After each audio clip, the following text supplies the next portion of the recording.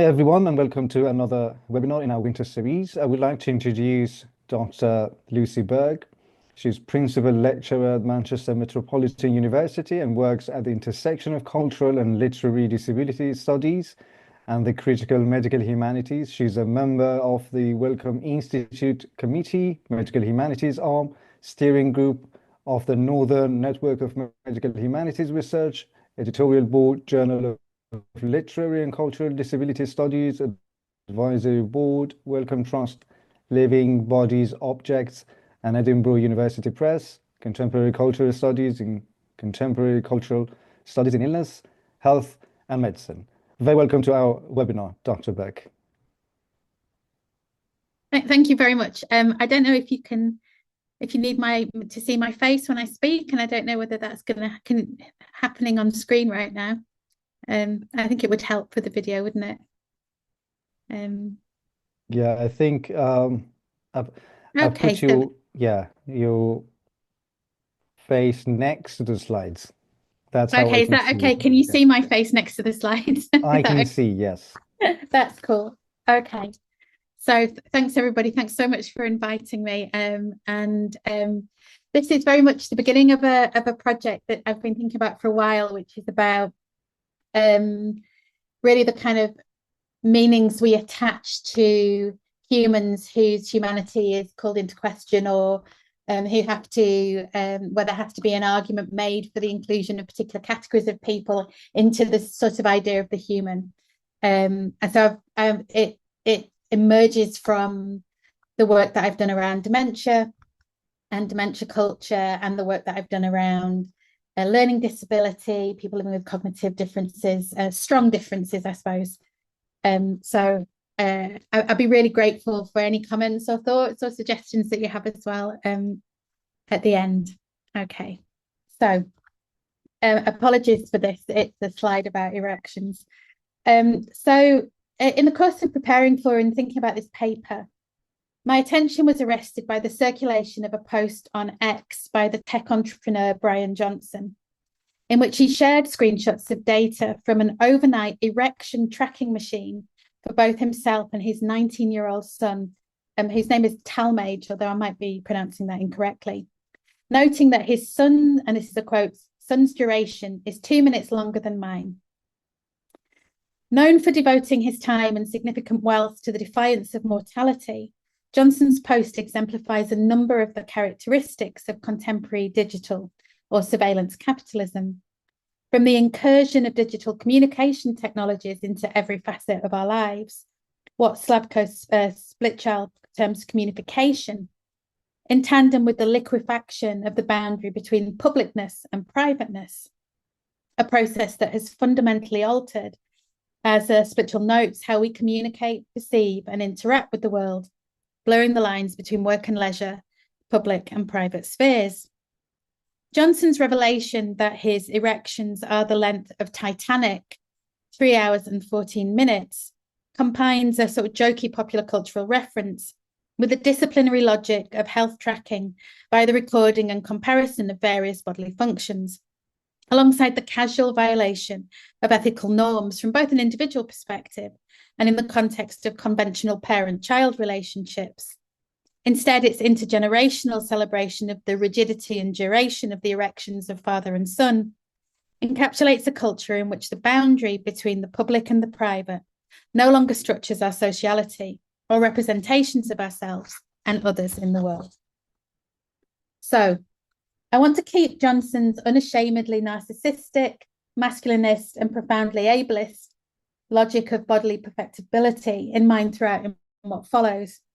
Firstly, because it expresses a key contemporary pathology, the notion that a combination of want, effort, and expenditure is all we need to thwart aging and impairment, beat disease, or in Johnson's case, live forever.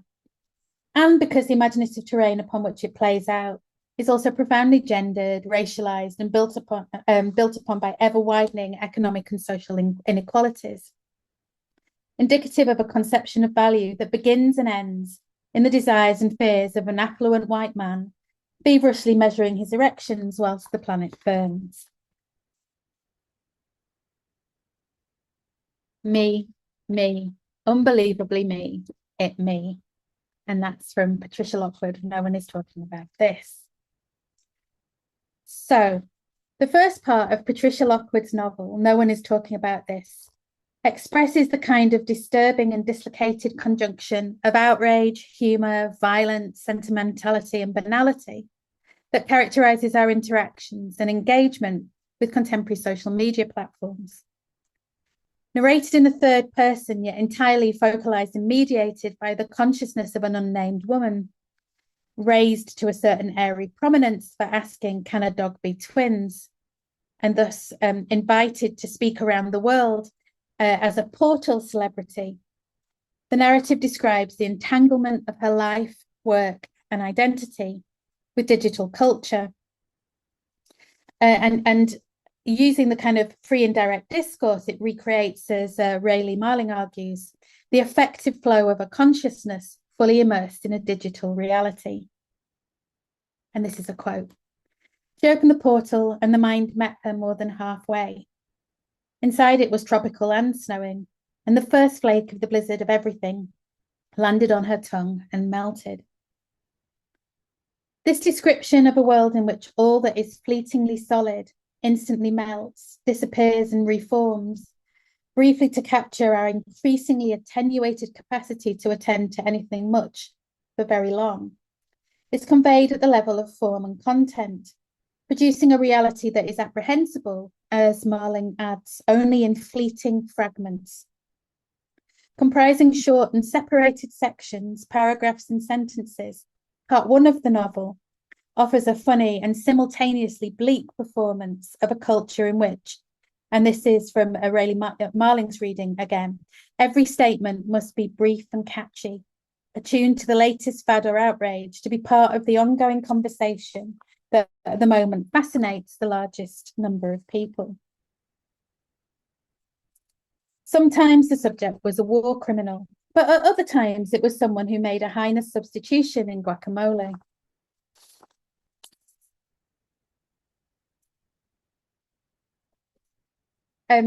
What had the beautiful thought been, she asked herself, the bright profundity she had roused herself to write down? She opened a notebook with the sense of anticipation she always felt on such occasions. Perhaps this would finally be it, the one they would chisel on her gravestone.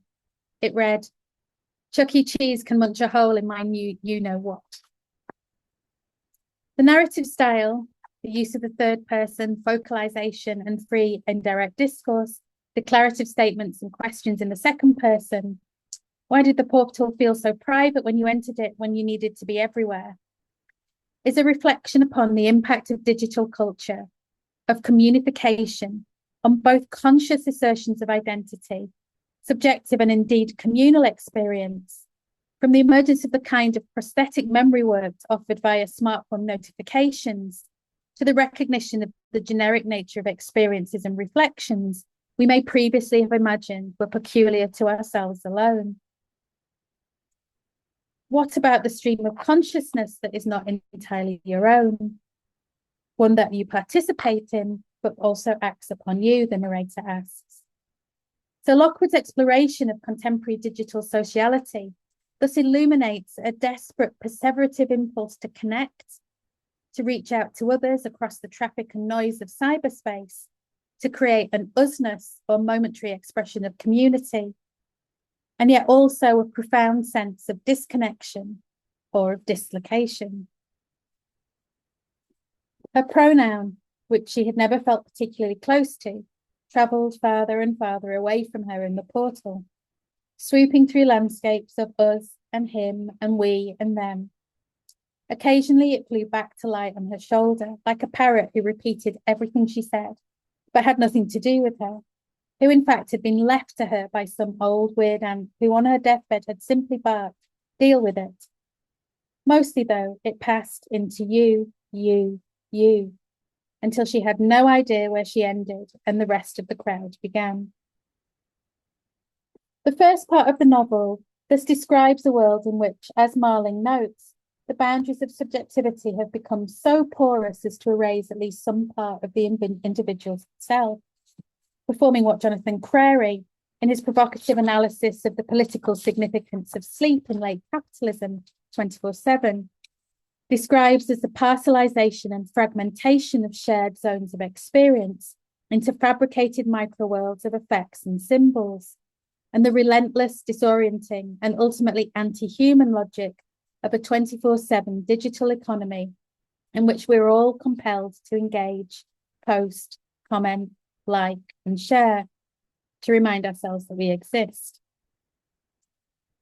From a literary critical perspective, the novel, if we should describe it in these terms, and perhaps this is something we can talk about later, raises the question of how we narrate, and to borrow Frederick Jameson's famous formulation, cognitively map and make sense of what it means to be a subject in contemporary digital culture, and how we might engage with the sense of passive despair that emerges in the recollections, posts, and episodes we were offered in the first part of the novel. The narrative expresses a world in which multiple voices collide and converge in the ether of the portal, but one that resists or eludes true particularity. In other words, the kind of concretization of distinct social, familiar, vernacular, vocational, and political languages that Mikhail Bakhtin viewed as the ethical project of the novel, as a historically contingent and essentially dialogical form, is increasingly untenable in a global economy dominated by digital platforms and technologies in which language and discourse are profoundly untethered.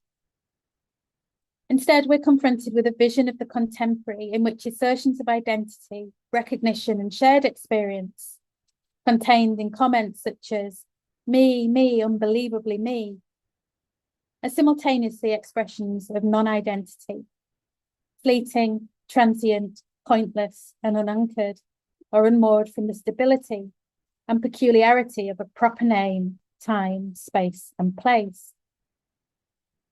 Identity markers become simplistic substitutes for the complex particularities of autobiographical experiences shaped by histories of discrimination and exclusion.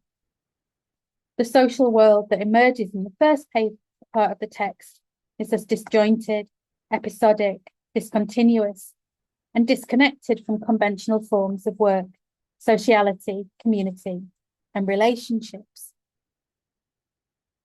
And this is right at the start of the novel. Close-ups of nail art, a pebble from outer space, a tarantula's compound eyes, a storm like canned peaches on the surface of Jupiter, Van Gogh's The Potato Eaters, a chihuahua perched on a man's erection, a garage door spray painted with the words, "Stop, don't email my wife." So what Lockwood describes here in the wild juxtaposition of incongruous images is in so many ways an online world without history, certainly one without the ethic of teleology that underpins so much 19th century narrative fiction. Indeed, perhaps the most fundamental characteristic of social media platforms and online culture is that the past is never past and the present is always precarious. Call-out culture, were things rapidly approaching the point where even you would be seen as bad, she asks. In an online world without history, of course, the possibility of change or redemption is never afforded to those who err. And I think this is really interesting in the context of what the novel is, or what we imagine novels to be. And crucially, this is also a world without any clearly articulated sense of the material conditions and economic imperatives that underpin the portal. It's online culture and subjective effects, and one therefore in which perspective, reflection, fulfillment, and the possibility of genuine personal or political change are difficult to imagine. The people who lived in the portal were often compared to those legendary experiment rats who kept hitting a button over and over to get a pellet. But at least the rats were getting a pellet in the hope of a pellet, or in the memory of a pellet. When we hit the button, all we were getting to be was more of a rat. So it's in this context that I want to turn now to the significance of pregnancy and reproductive rights, and the figure of the profoundly disabled and life-limited child, whose 6 months and a day on Earth take up the second part of the novel. But to return momentarily to Brian Johnson and his Titanic erections, it's helpful to contextualize this discussion in the context of an increasingly prevalent ideology of bodily control, agency, and choice, in which it has become possible for a tiny minority of exceptionally rich people to entertain the illusion that aging and death are the final frontier to be overcome and conquered. One of the characteristics of this is an investment in novel technologies, intense self-surveillance, and the fiction that with sufficient effort and volition, bodily perfectibility, to use Susan Bordeaux's terminology, is achievable and desirable. This ethic of perfectibility, and certainly the notion that eradicating congenital conditions, impairment, or disability is desirable, has long circumscribed the thinking of health economists in the context of access to reproductive technologies and decision-making in pregnancy. I've written about this in relationship to prenatal diagnosis, and particularly in terms of the emergence of Down syndrome as a paradigmatic justification for conversations about termination and parental burden, and the impact of access to commercial non-invasive prenatal testing technologies that threaten potentially to screen some conditions out of existence.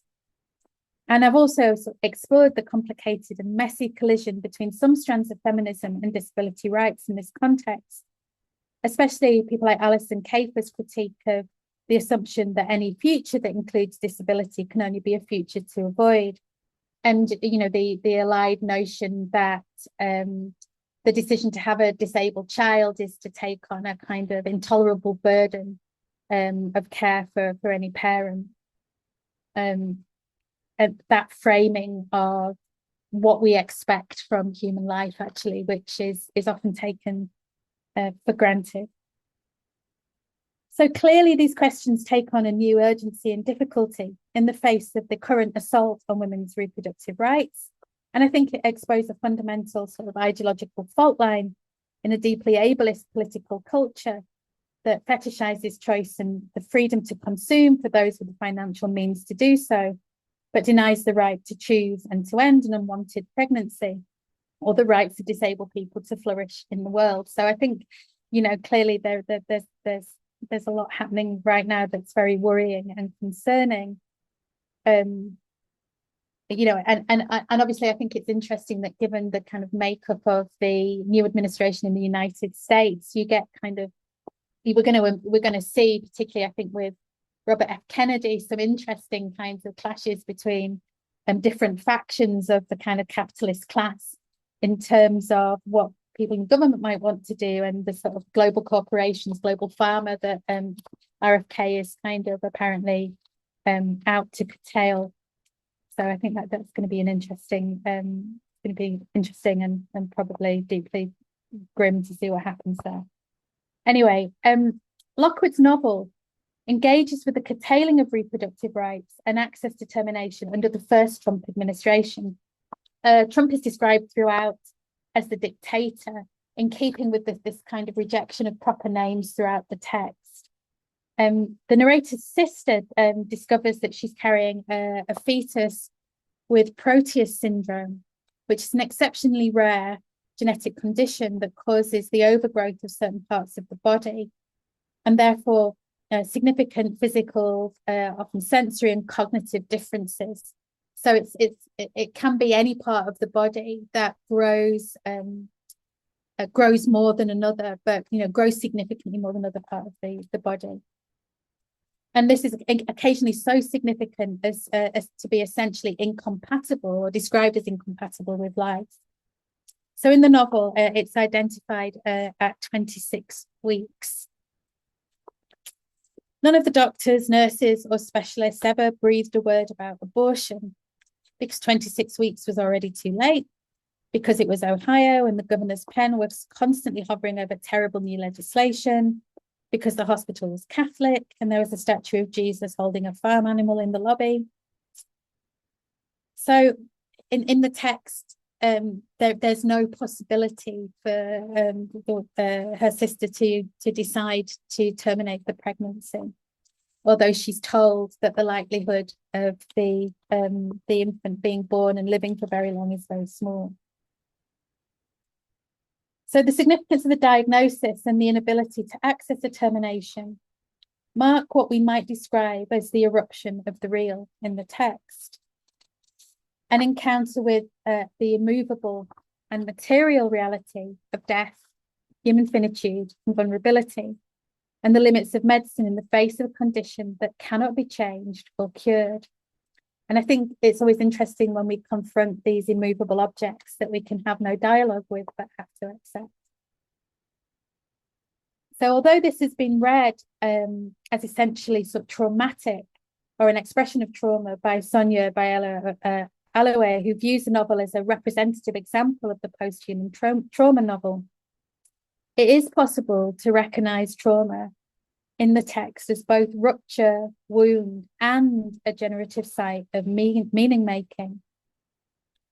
In this case, in relation to the birth, life, and death of the child, which for me and in terms of the way I would want to read the novel, is at the center simultaneously of meaning and hope in the text. In the context of a world in which we're prompted to imagine that there is something to be done about everything, that choice is unfettered, that self-realization and control over our lives is simply a matter of volition or effort or meditation or taking the right supplements, the fact that the narrator's sister is given no option but to give birth to a life-limited, profoundly disabled child requires a confrontation with powerlessness, vulnerability, and contingency, and a human life and relationship to the world that apparently defies comprehension. If she lived, the doctors tell her, they did not believe she would live for long. If she lived for long, they did not know what her life would be. This prompts the narrator to reflect on what it means to be human. The words shared reality stretched and stretched, flapped at the corners like a blue felt blanket, and failed to cover everyone's feet at once, which all shrank from the same cold. Picture the blanket with the wide satin hem, but didn't we all have the same one? What is a human being? What is a human being? What is a human being? However, rather than loss and pain, what marks the relationship between the family and the child is quite palpably love, and a deeply creative and reflective engagement with the profound indifference that the child embodies, an alternative expression of human value and meaning that exists outside of any particular capacity or measurable characteristic. All the worries about what a mind was fell away as soon as the baby was placed in her arms. A mind was merely something trying to make it in the world. The baby, like a soft pink machete, swung and chopped her way through the living leaves. A path was a path, was a path, was a path. A path was a person, and a path was a mind. Walk, chop, walk, chop.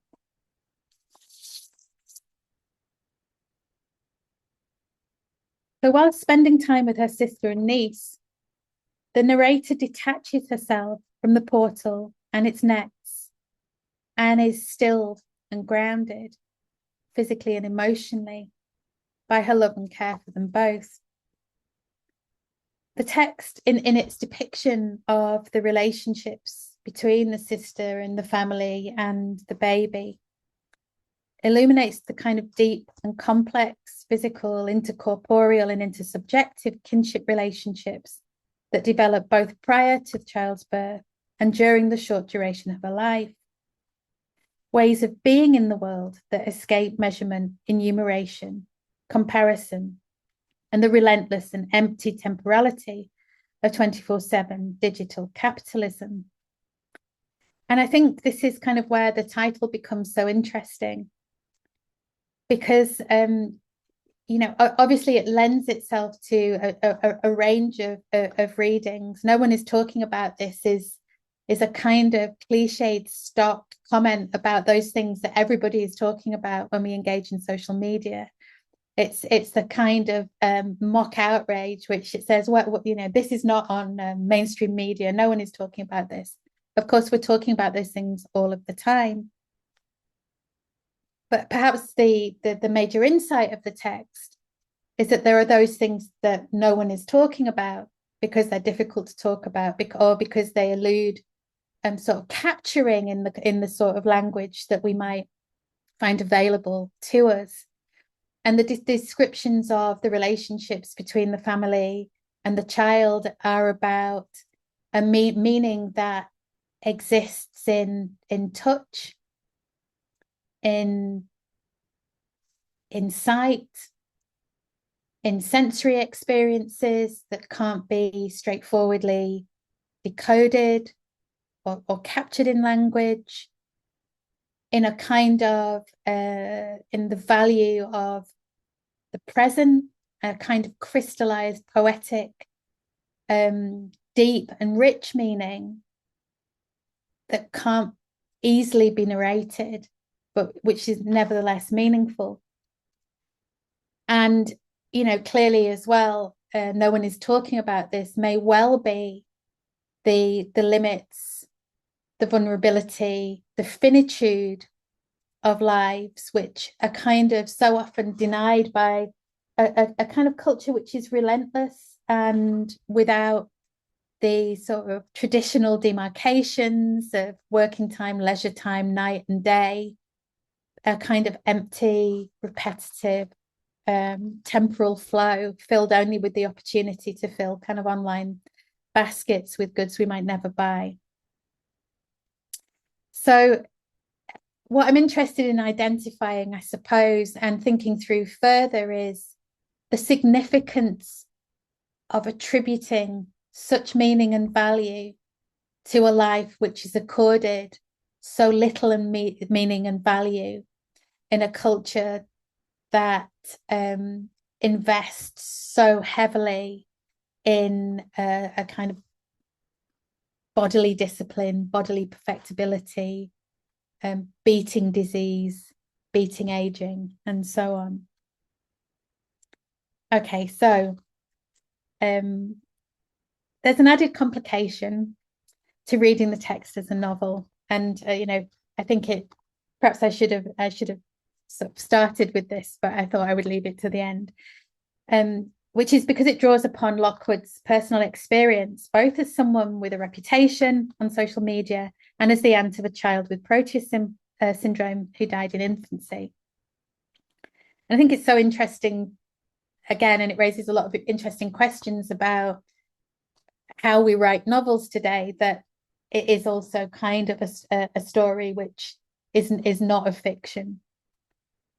However, all of that said, it seems important to foreground the symbolic significance of the figure of the life-limited disabled child at the heart of a text about a fundamentally dislocated, alienating, and chaotic online culture that colonizes time, space, and attention in the interest of the extraction of surplus value for every post, search, and scandalized response to some monetized content. In its exploration of a life that many would deem unworthy of living, tragic, or meaningless, the novel attributes meaning, affording us an imaginative space for the expression of an alternative conception of human value that is not reducible to an economic calculus or the kind of competitive control and self-surveillance embodied in figures such as Brian Johnson. It's in the hospital room that the narrator salvages something human and meaningful, a redemptive, collective, and collaborative expression of shared humanity in the context of a life defined by the increasingly anti-human imperatives of online culture. Her relationship to her sister and niece enable a form of epistemological privilege and insight, a space to think and live differently, that the commercialized sociality of sharp, outraged posts and sponsored ads absolutely precludes. So in the broader context of debates about the political possibilities of imagining a different future, the importance of acknowledging and accepting contingency, vulnerability, and our interdependency strike me as absolutely vital elements in building the kind of communal and emancipatory politics we desperately need. And I suppose in saying that, and I'll end here, is that perhaps there is a kind of ethical imperative to imagine a disabled future as the only future in which we might all be afforded the space, the time, the value that we deserve. Thank you. Thank you very much, Dr. Berg, for your articulate and thought-provoking presentation. It was a great pleasure.